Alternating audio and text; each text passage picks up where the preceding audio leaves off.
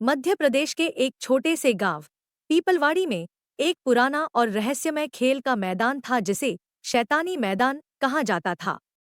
यह मैदान कई सालों से वीरान पड़ा था जब से गांव के कुछ बच्चों ने वहां खेलने के बाद अजीबोगरीब मौतें पाई थी।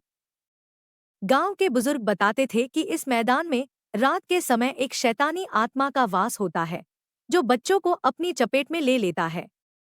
एक दिन 5 दोस्तों अंशुल, नीतू, रोहित, दिव्या और पलक ने इस मैदान की सच्चाई जानने का निर्णय लिया। अंशुल एक पुलिस इंस्पेक्टर था, नीतू एक डॉक्टर, रोहित एक पत्रकार, दिव्या एक मनोवैज्ञानिक और पलक एक फोटोग्राफर थी। इन सभी को अलौकिक घटनाओं में रुचि थी और उन्होंने इस शैतानी मैदान की वास्तविकता को जानने का बीड़ा उठाया। अमावस्या की रात, जब आसमान में तारे छिपे हुए थे और चारों ओर घना अंधेरा छाया हुआ था, 5 दोस्त मैदान के पास पहुंचे। मैदान का वातावरण बेहद डरावना था। पुराने झूले, टूटी-फूटी साइकिलें और जर्जर बेंचें चारों ओर फैली हुई थी। जैसे ही वे मैदान के अंदर गए, उन्हें एक अजीब सी ठंडक महसूस हुई। पलक ने अपने कैमरे से तस्वीरें लेना शुरू किया और नीतू ने अपने मेडिकल उपकरणों से जांच शुरू की। अचानक रोहित ने देखा कि एक पुराना झूला खुद ब खुद हिल रहा था। उसने अपने दोस्तों को दिखाया, लेकिन जैसे ही वे सब देखने लगे, झूला रुक गया। दिव्या ने महसूस किया कि मैदान में कुछ अलौकिक शक्ति है जो उन्हें देख रही है। उन्होंने पूरे मैदान की जांच की और पाया कि एक पुराने पेड़ के नीचे कुछ खुदा हुआ था। अंशुल ने खुदाई की और वहां से एक पुराना ताबूत निकाला। ताबूत खोलते ही एक तेज रोशनी फैली और उसमें से एक बच्चे की आत्मा प्रकट हुई। उस बच्चे की आंखों में गहरा दर्द और डर था। उसने अपनी कहानी सुनाई। बच्चे ने बताया कि कई साल पहले वह और उसके दोस्त इस मैदान में खेलते थे।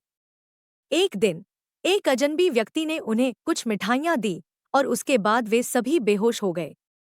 जब वे जागे तो उन्होंने खुद को इस ताबूत में बंद पाया और धीरे-धीरे उनकी मौत हो गई। उस अजनबी ने उनकी आत्माओं को यहाँ कैद कर लिया था और तब से वे यहाँ भटक रहे थे। अंशुल और उसके दोस्तों ने बच्चे की आत्मा को मुक्त करने का निर्णय लिया।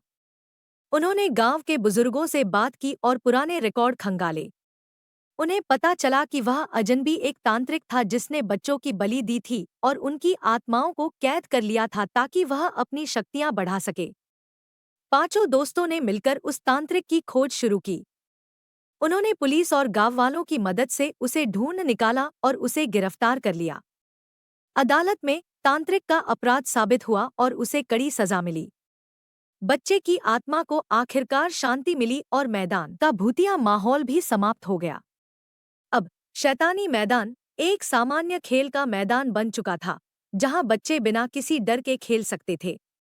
अंशुल, नीतू, रोहित, दिव्या और पलक ने इस घटना को एक किताब और डॉक्यूमेंट्री के रूप में प्रस्तुत किया, जिसे लोगों ने बहुत सराहा।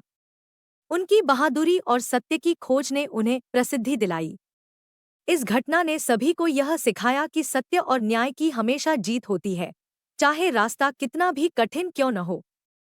आज पीपलवाड़ी गांव के लोग उस मैदान को खेलकूद और खुशी का स्थान मानते हैं और अंशुल, नीतू, रोहित, दिव्या और पलक की साहसिक यात्रा की कहानी को सभी को सुनाते हैं ताकि वे सच्चे प्रेम, साहस और न्याय की मिसाल को समझ सकें और अपने जीवन में उसका अनुसरण कर सकें।